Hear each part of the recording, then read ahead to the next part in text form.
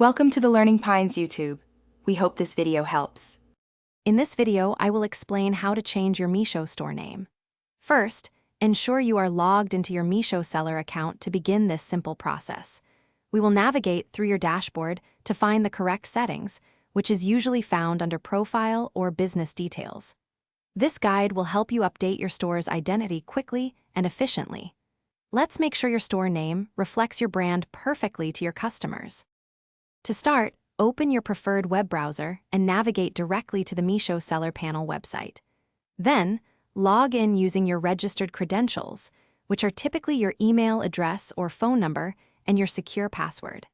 After successful login, carefully look for the My Profile or Business Details section, usually found on the left-hand navigation bar.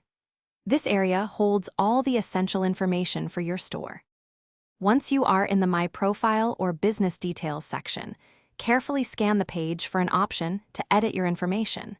You should find a specific field clearly labeled as store name or business name within this area. Your current store name will be displayed there, ready for modification. This is where you will input your desired new name for your Meesho store. Now it is time for the final, crucial fry to achieve that ultimate crunch.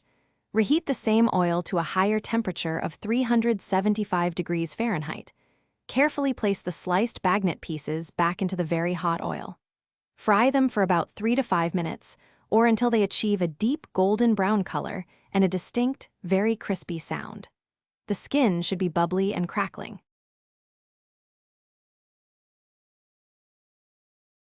Thanks for watching. Consider subscribing if we helped you.